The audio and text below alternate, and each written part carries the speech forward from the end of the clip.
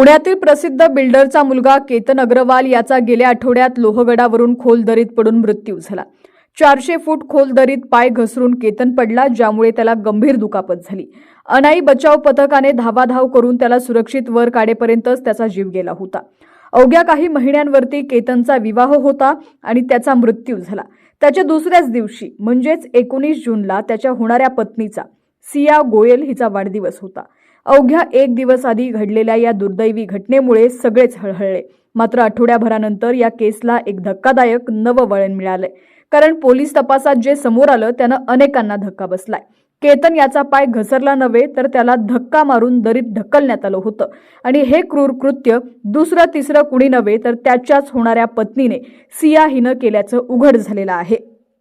हो, हे खरं आहे। सिया आणि तिच्या मित्राने मिळून केतनचा काटा काढलाय। सियाच्या वाढदिवसानिमित्त ती केतन कुटुंबीय आणि मित्रांसोबत फिरायला गेली होती। तिच्या वाढदिवसाचं महाबळेश्वरमध्ये जंगी सेलिब्रेशन होणार होतं। केतनने त्यासाठी खूप तयारीही केली होती, मात्र सियाच्या डोक्यात दुसराच प्लॅन शिजत होता। कुटुंबियांनी केतनशी ठरवलेलं लग्न तिला मंजूर नव्हतं, म्हणूनच तिने त्याचा काटा काढण्याचा निर्णय घेतला। लोहगडावरून फिरायला गेल्यावर तिने तिच्या मित्रासह मिळून केतनचा जीव घेतला। हे सर्वजण लोहगडावर फिरत होते। फिरता फिरता सगळे विखुरले। हीच संधी पाहून सियानं डाव साधला। ती आणि केतन सोबत होते तेव्हाच सियाचा मित्रही तिथं आला आणि त्या दोघांनी संधी साधून केतनला धक्का दिला। शेकडो फूट दरीत केतन कोसळला आणि त्याचा जीव गेला। आधी सर्वांना हा अपघाती मृत्यू वाटत होता। पोलिसांनीही आकस्मिक मृत्यूची नोंद केली होती, मात्र जसजसा या घटनेचा तपास पुढे सरकत गेला तसतशा धक्कादायक गोष्टी समोर आल्या। पोलिसांचा संशय बळावला आणि सीसीटीव्हीमध्ये एक तरुण हुडी घालून संशयास्पद फिरता दिसल्यानं पोलिसांचा संशय आणखी वाढला। अखेर त्यांनी सियाला चौकशीसाठी बोलावलं। तिने प्रथम थातुरमातुर उत्तर दिली, पण घटनेच्या दिवशीच्या घटनाक्रमात तिच्या बोलण्यात विसंगती आढळल्यानं पोलिसांनी तिला खाक्या दाखवताच तिनं गुन्हा कबूल केला।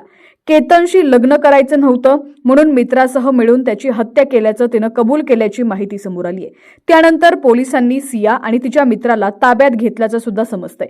दरम्यान पोलिसांनी सियाला केतनच्या हत्येच्या आरोपाखाली अटक केल्यावर प्रचंड खळबळ माजलेली असून आता तिची सोशल मीडियावरती एक जुनी पोस्ट व्हायरल झाली आहे। 19 जूनला सियाचा वाढदिवस असतो। त्याच्या आदल्याच दिवशी केतनचा मृत्यू झाला होता। त्यानंतर वाढदिवसाच्या दिवशी सिया हिने तिच्या इंस्टाग्राम अकाउंटवरून केतन सोबतचे काही फोटो व्हिडिओ पोस्ट केले होते आणि एक लांबलचक पोस्टही लिहित त्याच्या जाण्याबद्दल दुःख व्यक्त केलं होतं। तू माझ्या वाढदिवशी मला सोडून गेलास। आपण लग्नाच्या इतके जवळ असताना तू मला का सोडून गेलास हे अजूनही मला समजत नाही। माझी अनेक स्वप्न होती, अनेक प्रश्न आहेत ज्यांची उत्तरं मला कधीच मिळणार नाहीत। मी तुझ्यावर इतकं प्रेम केलं, असं असतानाही तू मला का सोडून गेलास? रेस्ट इन पीस असा मेसेज सियानं लिहिला होता। खरं तर त्यावेळी केतनचा मृत्यू हा ट्रेकिंग दरम्यान अपघाताने दरीत कोसळून झाला असंच मानलं जात होतं। त्यामुळे सियाच्या या पोस्टवर अनेकांनी कमेंट्स करत सहानुभूती व्यक्त केली होती। मात्र आता आठवड्याभरानं या मृत्यू प्रकरणाला वेगळं वळण मिळालेलं असून केतनचा मृत्यू अपघाती नव्हे तर कट रचून करण्यात आलेला खून असल्याचं समोर आल्यानं अनेकांना धक्का बसलाय। पोलिसांकडून या प्रकरणी अधिक तपास सुरू आहे।